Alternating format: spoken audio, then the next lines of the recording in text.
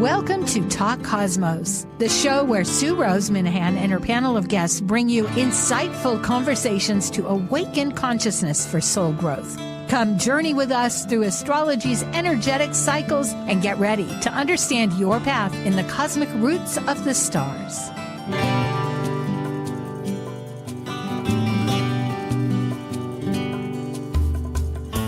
Hello, everybody. I'm Sue Minahan. This is Talk Cosmos. And immediately, I have something I hadn't thought about, but looking at that slide, it said the week of the 12th. Well, today's the 11th. The 12th is the full moon, and that was big on my brain, and it still is. And really, that reminds me of Saturn, of time. It wasn't always time. It was agriculture, but we associate Cronus or Saturn with time. So, hey, I guess in a way, there you go. We're a little off, but today is May 11th, and I'm just thrilled and delighted to have our special show today about an epic voyage going into time at the very start, the baby. Well, okay, we won't go infant, whatever, but still, Aries is the beginning of the zodiac. With that said, let's begin. Planet Buzz, we are now ready. Thank you. Focusing on perspectives of pattern planet cycle relationships and understanding their archetypal energy consciousness, reflecting through history, current events, mythology, and philosophical questions, these are the members of Planet Buzz. I'm Sue Minahan, founder of Talk Cosmos since 2018. I'm an evolutionary astrologer, consultant, speaker, writer, vibrational astrology student, Dwarf Planet University graduate, Kepler Astrology Toastmasters Club charter member. I have a fine arts music degree plus a certificate in jazz. I'm an artist, musician, and certified color energy life coach. Especially, I love mythology and esoteric philosophies. And I'm Dr. Laura Todd. I work as a spiritually oriented psychological astrologer with students and clients around the world. As a counselor, writer, and educator, I love helping people recognize their inner strengths, take advantage of auspicious moments, and navigate times of challenge with greater ease. On my own podcast, Mythic Sky Storytime, I discuss astrology, mythology, and actualizing our full potential. Learn more at mythicsky.com. Plus, a special guest who we will introduce in just a short moment. And as the ancient Hermetic Code reveals, as below, so above. As above, so below. Hi, Laura, Dr. Tad. Greetings. Yeah, good to be back. Yes, it is. We talk about this upcoming transitional energy that we've got. I know. I'm not quite, well, we almost got on a plane, but the fact is that how are we traveling? You know, how is it entering? It's already entering our psyche and all that. Let's get to our guest. I am thrilled to have Jason Holley. And Jason Holley is at, hello, Jason? Yeah. Oh, there you go. You got muted. Yes. Hi. So Jason, yeah, hi. It's so wonderful. I've had classes with Jason. He's a phenomenal. He's just the best and always a treasure to listen to at all the lectures. But we'll go into that in just a minute. JasonHolley.com, and that's Hermes Hestia Living Center for Astrologies. And he also has another, because he has another site, because there is a retreat and it might be full, but you can look at it and figure it out for next year. This is the first year. It's livingastrologies.net. Jason. Website is jasonholley.net. Jasonholley.com is an artist who's worth a look, so maybe that will be fun. But that won't be astrology. Okay. Well, that's clear. That's always interesting how the universe is. Well, you're so artistic in many ways. An astrologer, psychotherapist, you consult professionally, both astrologers and psychotherapists. And of course, many, you can see on his jasonholley.net site, the Mythology and Zodiac Experience classes. And if you miss this retreat, which we will advertise in the middle, you can always go next year. Besides being an author, when you decide to publish those books you're writing about animals, how's that going? Living in the circle of animals and constellations. Well, the living in the circle of animals, the zodiac, the meaning of zodiacos is a circle of animals, and that's really the what we see pictured in the sky are these creatures, and in many ways, I relate to the horoscope and the living sky as an ecosystem, and encourage people to experience their own ecosystem internally, and also our embeddedness in a world of relations. And so living in the circle of animals is really about a mode of astrology that is sort of eco-psychological, you could say, that really seeks to find, how do you find habitat for these different creatures in your life? Where do they each get to have a place to play, a place to be? Most of us have a few of them trapped in the zoo, or not allowed to follow their how do we help them all follow their instincts and have a chance to do that? And the Constellations of Meaning is a book about the Greek and Roman, and sometimes the Mesopotamian myths of each of the zodiac signs, because astrologers often know about the planetary myths, but less so the sign myths are known. And then also, this is a mode of connecting with those in a way that really respects them as stories, really gets curious about the details of the stories. It's not a mode of astrology that takes the myth and turns it into keyword. It's actually the very opposite, sort of taking the keyword and dimensionalizing it into story. I love it, because it's so often people think of it almost like melodrama. Oh, they did this, they did that, but it is that intentional meaning to put yourself in that place of thousands of years ago when there was impressions that, just like any symbol has more than 1,000 words. I'm looking forward to that, Jason. Me too. Oh, goody. Okay. We'll see. Yeah. Who knows? Yeah. And you can hear Jason at NORWAC, at UAC, at many lectures. And besides that, he is a faculty member at the University of Astrology University. I got that mixed up. And locally in Santa Fe, Southwestern College, and the Mercury Internet School. Well, excellent. Thank you very much for joining. Yeah. We'll go briefly through some of these. We'll play with others. We haven't done this as a group, folks. And Saturn is the 6th planet from the sun as it orbits. This you can look at later. There's a lot of information. This is part of the family tree, and you can find out about it. Let's talk about Saturn. Originally the god of time and agriculture. He had that sickle or a scythe. And this picture depicts the dragons taking his chariot, which I think is fascinating. Hermes, of course, has 2 dragons or serpents, snakes is whatever you call it, around his caduceus, and here I had not realized that he had a chariot of serpents. Maybe there's his. Mm-hmm. Yeah. And I suspect that this is an image, that a post-classical image. I'm pretty sure there is no storytelling or association that way with the chariot. So, but this is what happens to astrological. Okay. They change over time, and they take different shapes according to the culture and its ability to recognize different parts of the symbol. So, I want to go back though, because you made a point of showing we don't have to go back in the slides, but I just mean, you made a point of showing the astronomical situation of Saturn, and it's the 7th planet. I mean, the 6th from the sun, yes, but we think of the sun as a planet, in astrology. So that's true. Maybe the big thing to consider with that solar system piece is that Saturn, for a very long time, was seen as the outer limit, the furthest out, because it was the slowest moving, and it was the furthest out that people could see, including us. We can see it, visibly before the telescope brings in, Uranus, who kind of steps in and says, surprise, there's much more to this universe than you thought.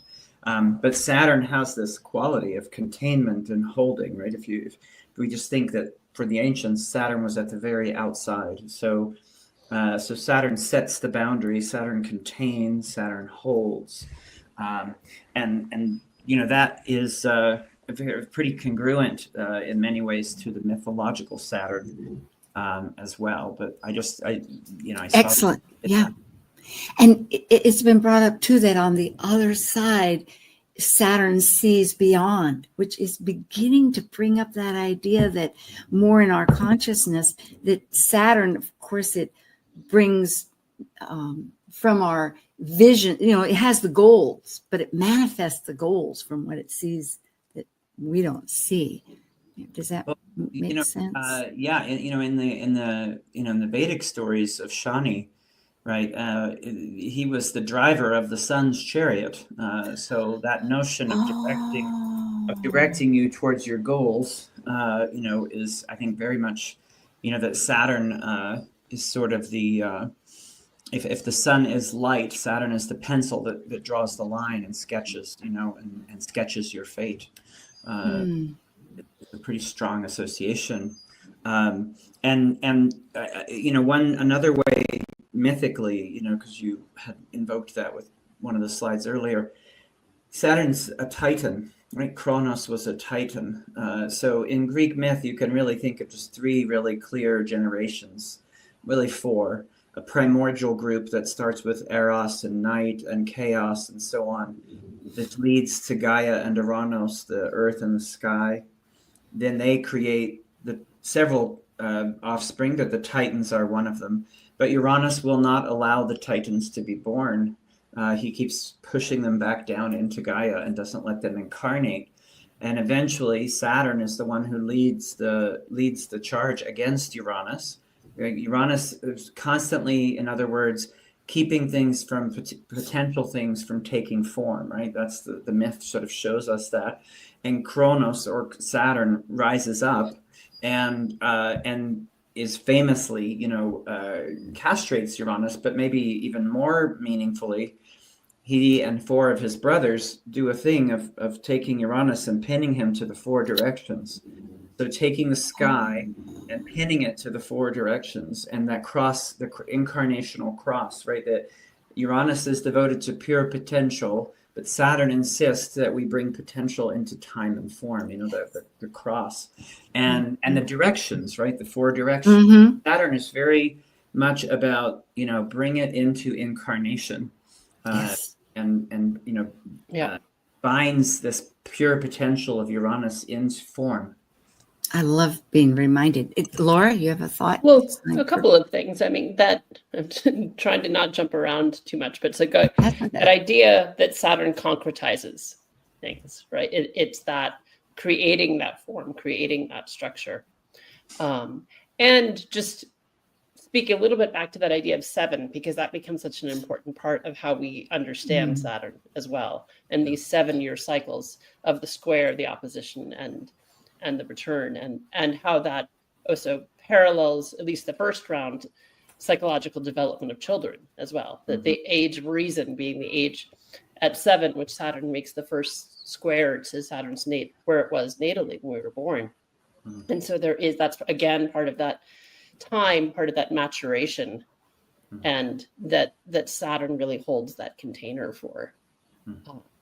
And that idea of making it more, of concretizing in that way, that like prior to 7 age in development, there's a much more amorphous side of self that kids have in some ways, and that they're more contained in a more solid identity post the age of 7, and that being part of that Saturnian relationship that shows up.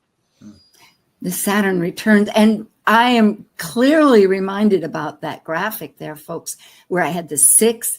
I was simply thinking, because this is excellent at really drilling the brain that it's the 7th, because I was only thinking as all those lines and the way the planets were geared up, where did it fall in relationship to the sun in the center? So here, thank you for bringing all that up, because time, I've often thought that when Saturn came in, because Saturn ruled so gloriously for so long, until the story goes on, how he got dethroned, which we'll come up to. But boy, what am I thinking? I'm suddenly out there thinking about Saturn getting dethroned. Okay. Oh, Okay. Yeah, go ahead.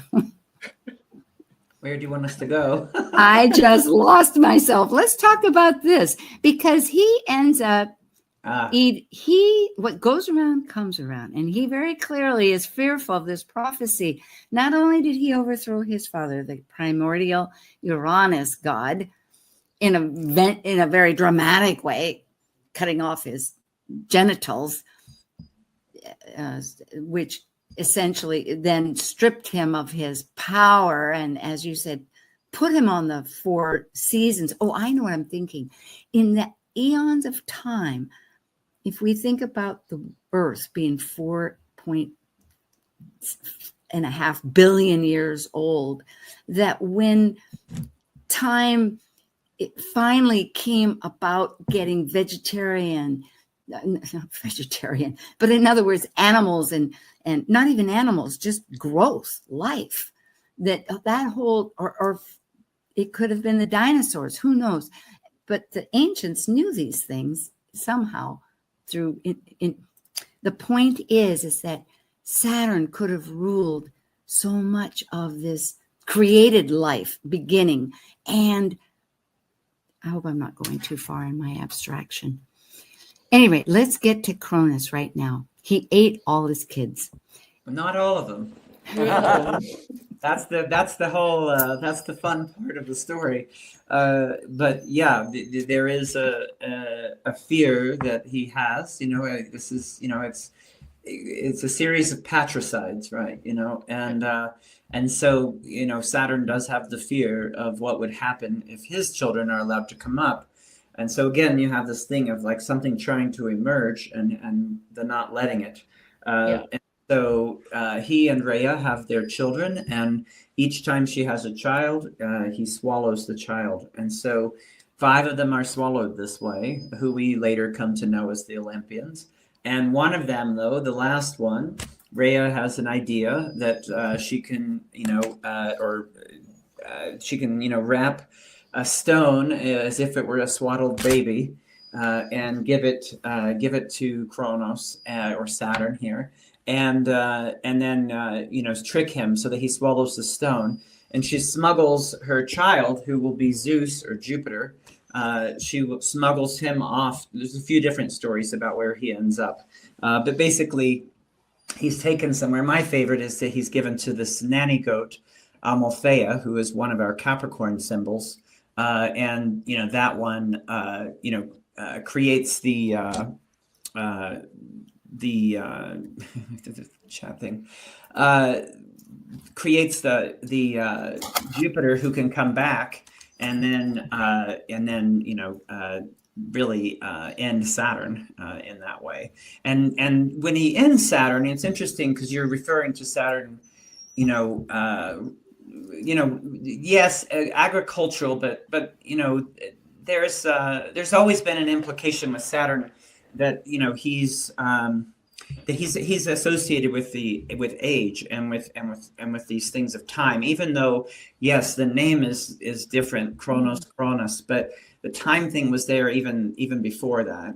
And but what he does end up happening to him that's kind of interesting is that after he's banished, initially, he's placed in Tartarus and all this, but eventually he rules over the Isle of the Blessed, which was one of the better endings for you if you had to go to the underworld. The Greeks didn't have any really particularly lovely underworlds, but if you had to do it, the Isle of the Blessed would be a pretty good place to go. It's actually in the Black Sea, where it was held to be. Achilles goes there, Helen goes there. It's a good place. And so he rules over that. And what's said about Saturn is that before all of this happened, right, that he was a ruler of the golden age, meaning when everything was working the way it's supposed to be working. So in some sense, you could see he's got a reputation in astrology as always putting us through things. But in some sense, you could see that Saturn recognizes that things are out of balance.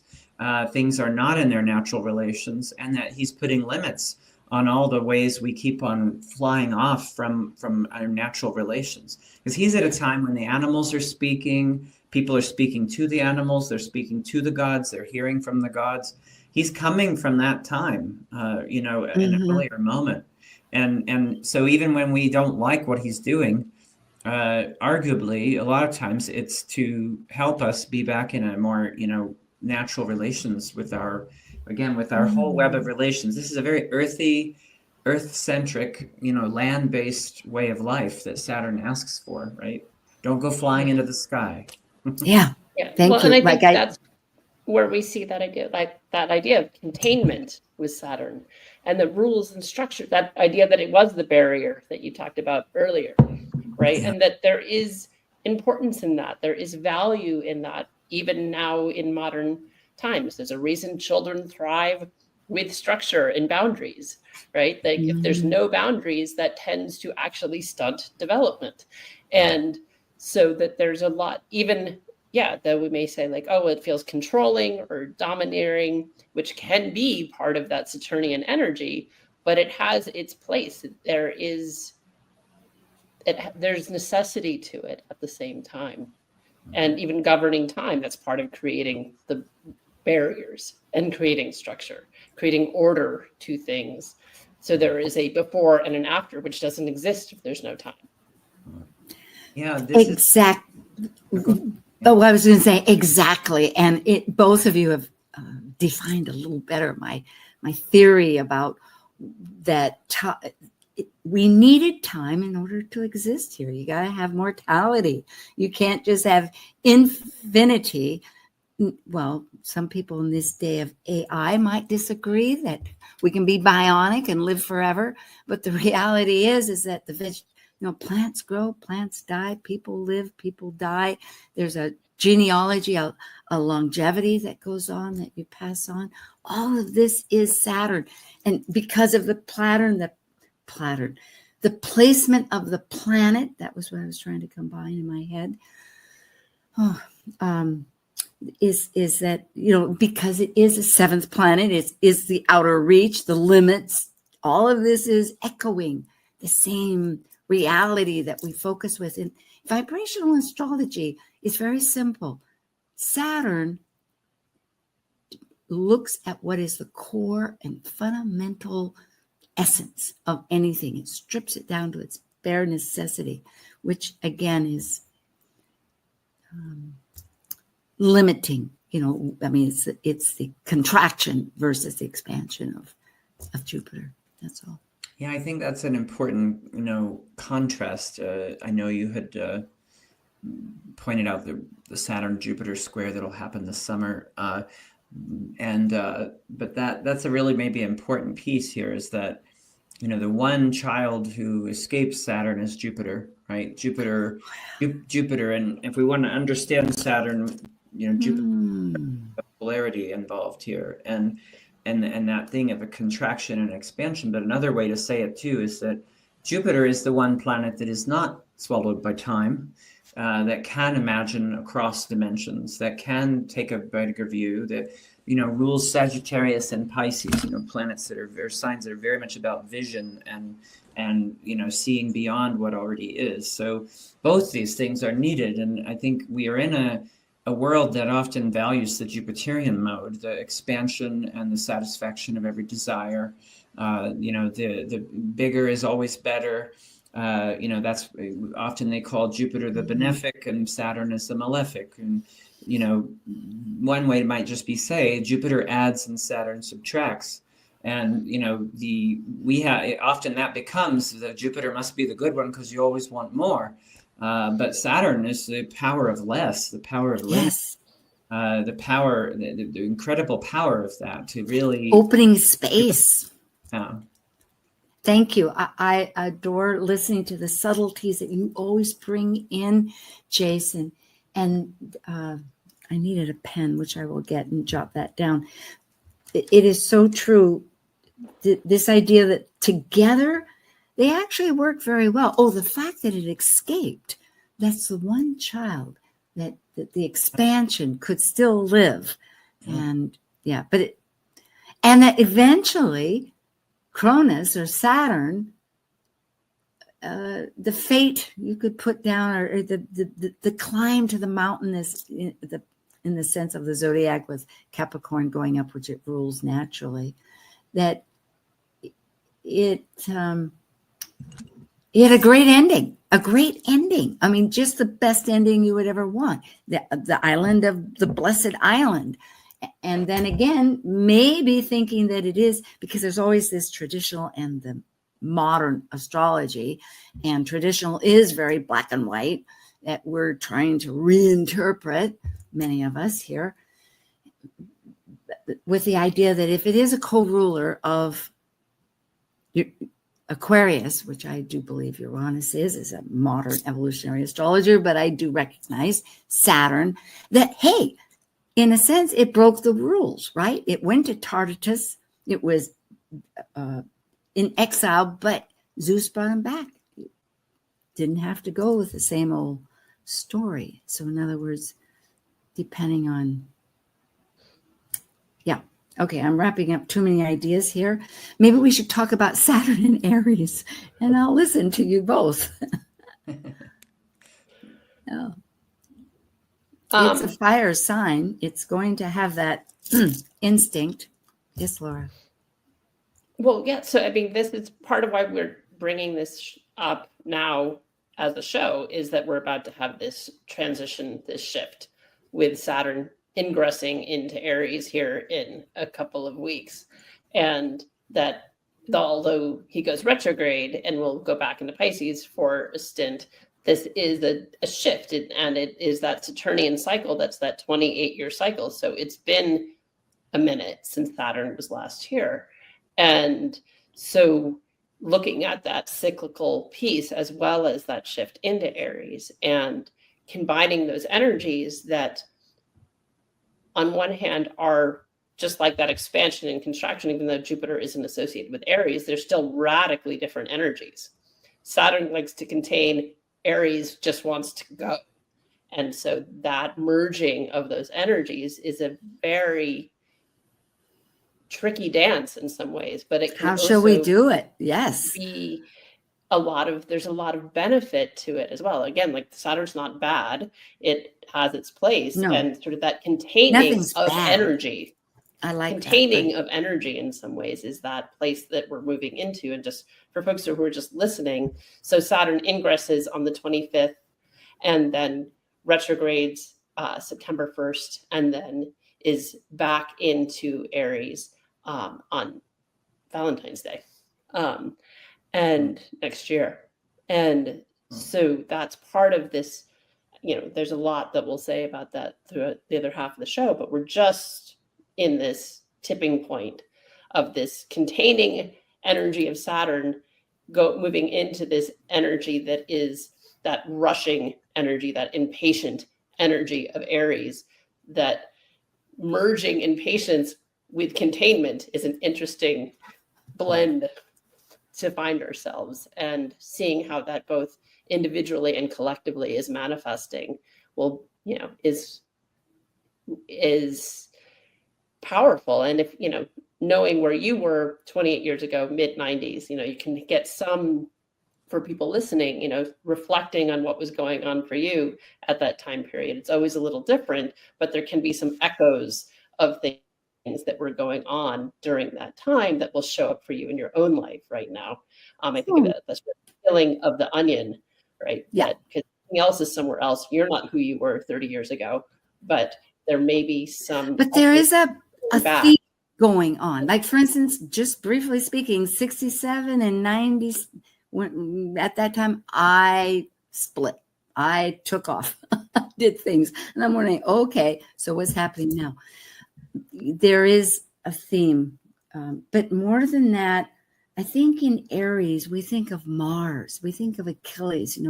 Jason, you just did the Iliad and the Odyssey. Great story, especially with the Iliad. Well, both of them are warriors, but the Iliad with Achilles is the greatest warrior. And in a sense, that is the direction of and maybe we don't have to bring in Iliad. These are big ideas. So, but I am thinking with that passion of fire that you're bringing up, Laura, that it can initiate. That's the beautiful thing. If we can temper it with Saturn, to find out what's essential and get some steps involved and get a game plan of some sort. If that works with Saturn and Aries. Well, one way to think about this also is just to really feel the momentousness of Saturn completing a tour in the zodiac. Aries is the beginning. And right now, as we approach this, Saturn's at the very end of Pisces.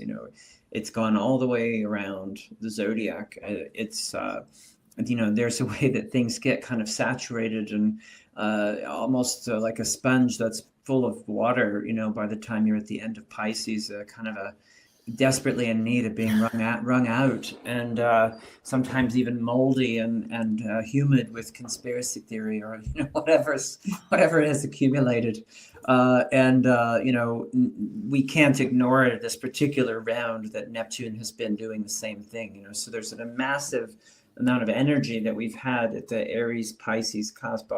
All the inner planets also, besides Mars, did a whole back and forth over there in recent time. So there's a huge thing of like the heavy weight of what has been accumulated, and then a very strong interest in bursting out. And yet Saturn will insist that you have to do that in a contained way. It will not allow things to just move and run off. The way you just now said that, it's like Saturn is really going to be insisting. And Saturn, in the ancient way of seeing, Saturn would be seen as in the detriment in Aries. And this isn't about a good or a bad thing about it. Mm-hmm. It is about the idea that the Aries energy is not some of what Saturn is, like what Laura was saying. The Aries energy, generally wants to go forward quickly and go do something. And Saturn is going to swallow it, the same way he swallows his children. Saturn's going to say, no, you're going to have to gestate some. I've always seen that stay that the Olympians make in his stomach. One way to think about that is that they are matured by that. And, Zeus and Jupiter is the one who does not become matured.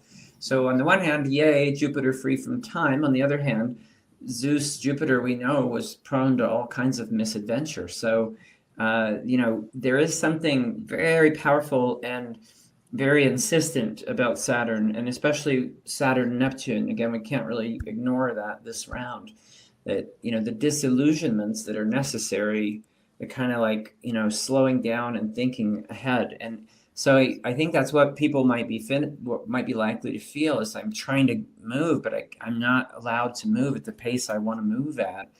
And, really asking yourself the question, what is gestating? What needs more thoughtful application? What needs more time, which does not have to,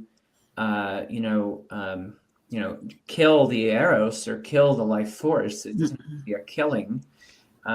But there is a kind of alchemical process with Saturn and Aries, that really wants to hold you in the vessel and apply the heat slowly and methodically. But you don't have to turn the heat off.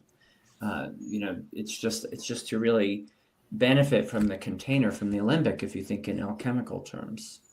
I love this. It's very valuable. So we need to take a break. Yes, we are. And just to let you know, there is this slide.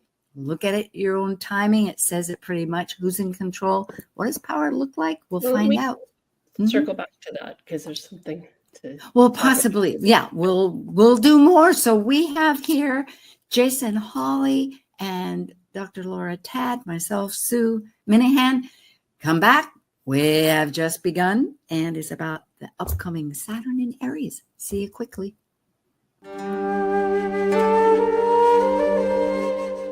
While we take a break from this week's edition of Talk Cosmos, let's take a look at this cycle's archetype. We're currently in the period of Taurus. By leaving a cycle based upon initiation, the energy of Taurus integrates spirit into a solid form of matter that is tangible and physical. It's an earth sign, concerned with self-sufficiency and the values to maintain the strength of a life form throughout its survival.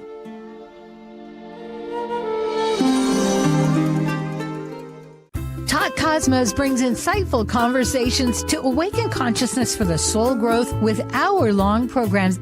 Talk Cosmos weekly programs are also available to watch live on the Talk Cosmos YouTube channel and Facebook page. While you're there, make sure you click the like and subscribe buttons so you get the full Talk Cosmos experience. Or if you'd rather listen to the show archives with audio only, the entire podcast collection since 2018 is available on most podcast carriers. And to find out about upcoming programs, sign up for the newsletter at talkcosmos.com. So grab your coffee, tea, or kombucha and enjoy the show. This is Martha Norwalk, every Sunday morning beginning at 9 a.m. Thanks in part to Dr. Nils Rasmussen at healingministryforanimals.com. We cover the world of animals. This week, it's Behavior Training and Healing Sunday with me, and talk with your human or animal loved ones on this side or the other, and private readings with Natasha. Hope you can join us and plan to call in with your questions for either one of us. Martha Norwalk's Animal World, Sunday morning, 9 a.m. to noon, right here on Alternative Talk, AM 1150. Walking your talk?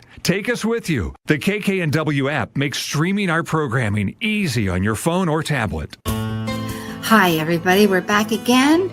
And this is about, and usually at the half hour, we just do a quick little survey of what everybody's doing for our speakers. Jason has his conference, and I guess it's full. Yes, perhaps. Yeah, well, but I want to say something about it because the conference is not just a conference for the people coming. It's an intervention in consciousness, because this is really about a different mode of astrology that is highly oriented towards lived experience of astrology. So most conferences, which I love also, other ones, but they are lectures and somebody's talking and somebody's listening. That's not what we're doing here. It's all experiential. So people are facilitating workshops where you get a living experience through astrodrama, through art making, through writing prompts, through dance, through playback theater, all kinds of ways. There are people who integrate with family constellation work. There are people who integrate with internal family systems. So we have some of those creative integrations. Dream work is there, fairy tales. So it's really about recognizing that astrology is a way to live and move through life and can actually weave us deeper into our connection with life. And it is a co-created experience. So it's not experts producing knowledge and other people consuming it. It's about all of us co-creating it. So it's going to be here in Santa Fe for the October 2 to 5. And yes, we are full with registered participants because it's intentionally just 120, 150 people. Like that's what we decided. In order to keep it metabolizable. You know, there's a lot of good research that 150 is as big as a village can get before it splits.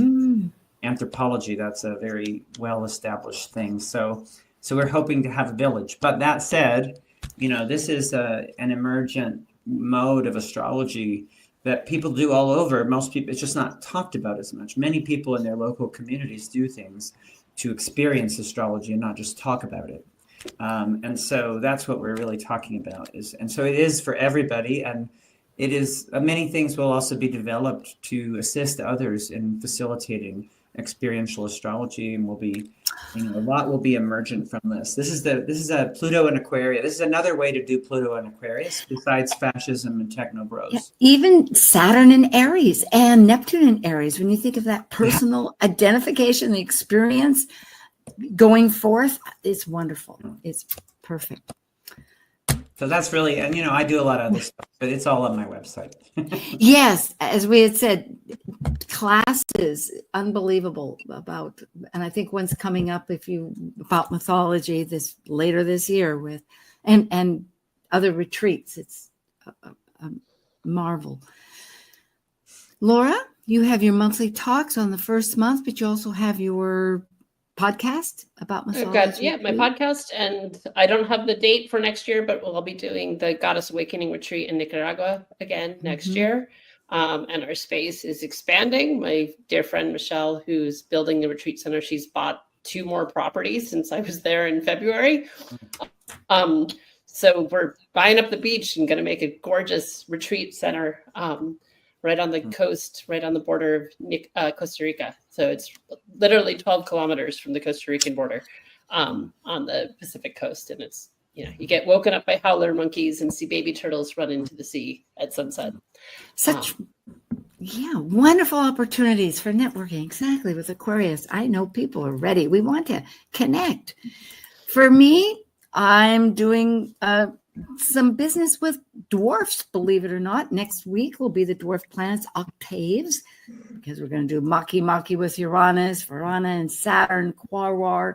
All these might be Greek to you, and Jupiter, but it's exciting. And then there's different panels. It's all on Talk Cosmos. So thanks for what? On their land, Yeah. Maki and Haumea, and they're from Hawaii. Yes, exactly. Yeah.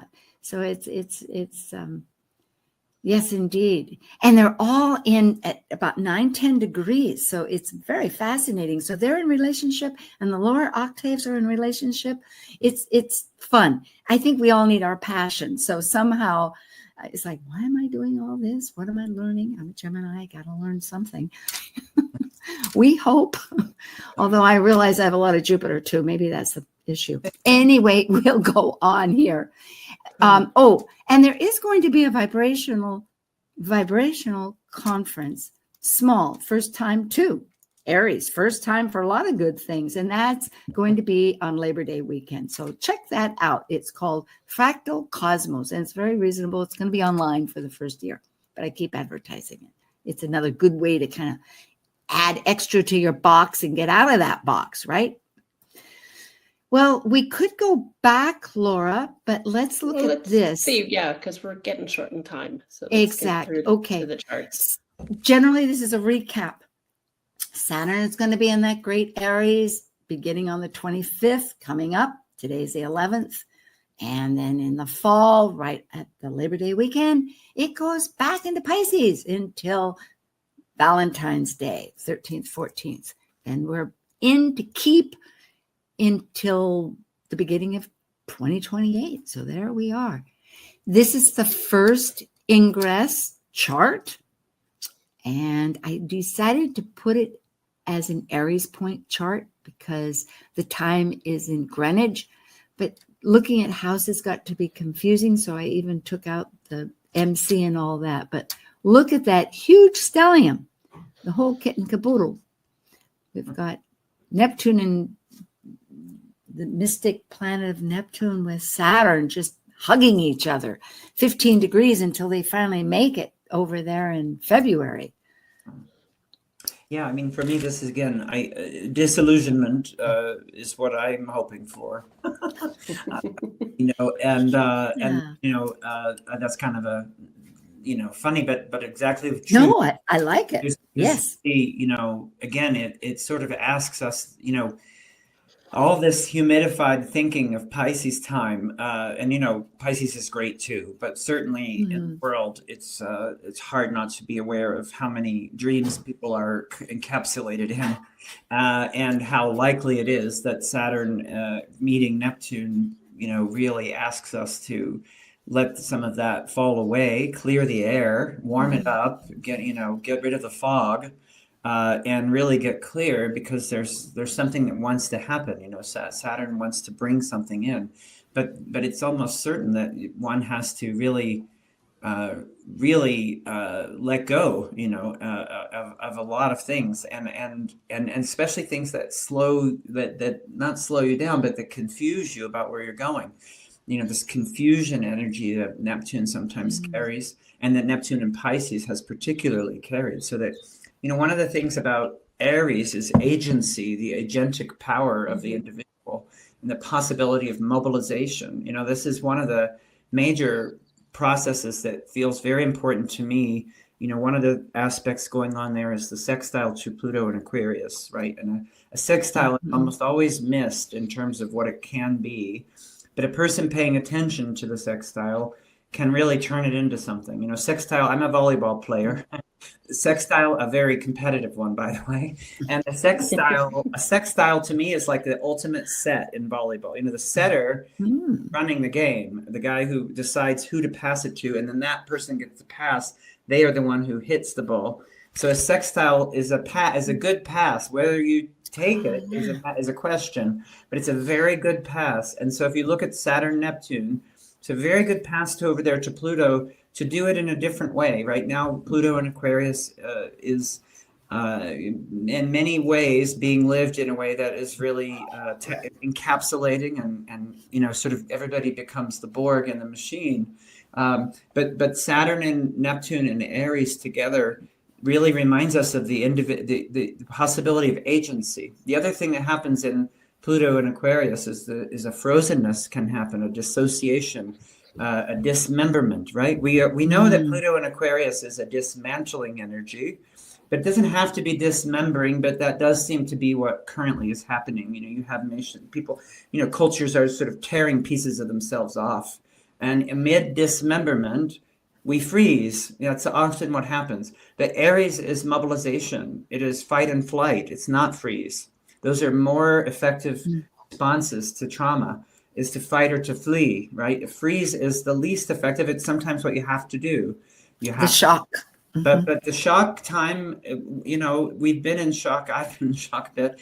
But the Saturn, Neptune, and Aries really is a possibility of mobilization. But to mobilize, we have to let go of certain sacred illusions about how things are.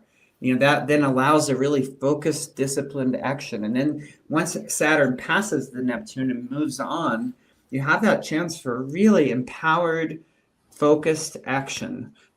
Which is what the moment seems to call for from my way of thinking. And that changes then what the Pluto and Aquarius is, right? That changes how it expresses. But that's the image that I'm really drawn to in this chart is that possibility of agency and recovering fight and flight and not just freezing and going into the computer, Yeah, the words help. And I think, if people want to look back at the slide, even looking at things historically, so at the turn of the 20th century, one of the things that happened with Saturn and Aries was the first Model T was released. Oh. And so thinking about Saturn and Aries as containing energy and directing energy may be part of how this is happening and how we could imagine that, or even having that archetype. Those imagery sometimes can help us bring things into manifestation. If we have sort of like a vision and imagery of what something looks like, it's easier to go after it, because when it's that amorphous Pisces energy, you could go any direction in all directions simultaneously. And Aries is very singular. And so having that idea, like that containing of energy so we can move forward. That's beautiful. That really, that feels like exactly direct, like a combustion engine, like holding the thing and turning it, moves it in a particular way. But, again, the beauty of Neptune, right, is that Neptune does have the image of what's possible. It has it has the inspiration. Saturn then can drive the car down the road that Neptune can dream. I really love your image of the Model T. That's really, that's pretty exciting. Yeah.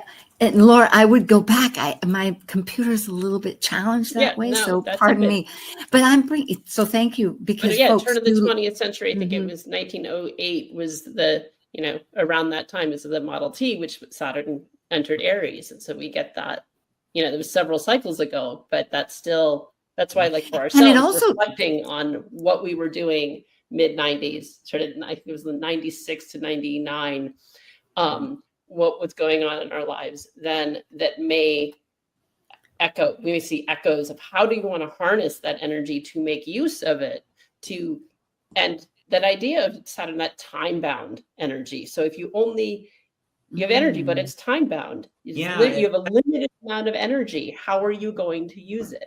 And embrace the limit, right? Embracing the limit as an assistance in actually getting something done and moving. The one historical mode that there's others that come to mind, but Patrick Watson is an astrologer who wrote a fantastic essay a few years ago about Saturn and Aries and showed that at all the different points, gun control and the conversation around the limitations on violence. So the FBI was created at the same Model T1. That was the FBI. The ATF, the alcohol, tobacco, firearms thing, that was created under one of those. The famous moment when Australia said guns are over here. That happened during the 96 to 98 one. So there's a conversation here of again, limits to the sort of Aries, do whatever the hell I want in the name of my personal freedom. There's a statement about how Saturn is a collectivist planet. Saturn does ask us to consider the whole. It exalts in Libra, and it is rules Capricorn and Aquarius. These are society building. The Capricorn and Aquarius energy builds the cities, builds the cultures, builds the civilizations, and you have to deal with putting limits on instinct. Aries, you have to do that in order to have any kind of social, so-called civilization. And that word I never loved. Of course, that conjures all the problems of that. But and certainly that's possible, right? It can become over controlling. But the image that I am really inspired by is the notion that there's a way to respect the instinctual energy of Aries, but also to have limits and also to have containing. And in the name of relation, of being in relationship with each other, we don't just do whatever the heck we want to do. That does not allow social coherence. So there is that piece about limit. And again, any time in one's own life, because for me, this is always more personal. I'm not really a mundane astrologer to look at, maybe people don't know that word, political astrologer. I'm not saying I'm special and not mundane, but I'm not a person who looks at the politics much. But what I do think about is individually. So then the question would be, when you feel these powerful instincts, we look at all that Aries, right? There's going to be a lot that comes up. There's going to be quick to anger, but then you're invited to take a moment, and Saturn says, what will be the consequence here? And doesn't mean shutting it down. Doesn't have to mean, right? Doesn't mean you have to swallow it, but it means slowing it down, and finding out what else is possible. Because yeah, I'm thinking that's excellent. I'm thinking with Ceres there, the goddess Ceres. Yeah. She is the nurturing of ourselves and nurturing others. So that's a help, because there is also the grief side of it. But the other side of this that also is I'm remembering from the mythology is the idea that in that sextile that we're bringing up, which is going to move closer and closer as we progress between Saturn and Neptune, with the trine between Pluto and Uranus, that it's very much like when Jupiter went into, after the story of Cronus, that then Saturn actually ends up in a positive place. I want to move along a little bit here. I'm just going to say that there is a timeline, that there is a square coming up with Jupiter and Saturn that is actually the only one when Saturn is in Aries. It won't have one in it won't happen in Capricorn with Jupiter. So, and this is from the 1900s until 2050, actually. And that'll be on the 25th. So that's going to be that contraction and expansion that we're talking about. And also when just after Jupiter has gone into its sense of personal history and emotional life, then there'll be on the 1st, the retrograde. On the 14th is when it goes back into Aries until the 28th. Then here I want to end up, the point of Thales is a particular opposition with another point that is sextile. And let's stop here and we'll end here. We have a couple of minutes, but Laura and I put the three together, and we realized that there is a point of Thales with Mars talking about the ruler of Aries, stock, 100%, where there's an opposition where in February, with where we're headed in a couple of weeks on the 25th, but the retrograde is going to be that point of the Thales point that's both sextile and it's like projecting ahead and looking behind where we're going to be at with a trine and a sextile. Oh, it's a lot to take in, but it is going to be where I think so what each chart is Saturn at 0 degrees Aries, and then Mars is an exact aspect to itself in each chart. Meaning that we really have a chance to do exactly, I think, Jason, what you were suggesting with the instinctive looking ahead of bringing into form what we want. Oh, what did I do? I don't want to do all that. Well, I see. Nathan's helping me. What are we thinking about? Where are we at? Well, we're between the moments. We're still actually in before it hits on the 25th. Thank you, Jason. We have a few moments we can talk. It's a real treat and pleasure. I love your classes. I love hearing what you say. It's insightful. Little moments. So, folks, remember, we don't get swallowed in one way. Thank you for joining an insightful conversation on Talk Cosmos, the show where Sue Minahan and her panel of guests awaken consciousness by connecting soul growth patterns with astrology's energetic cycles. Be sure to tune in next week, same time, same place, to continue your journey through the roots of the cosmic pathway.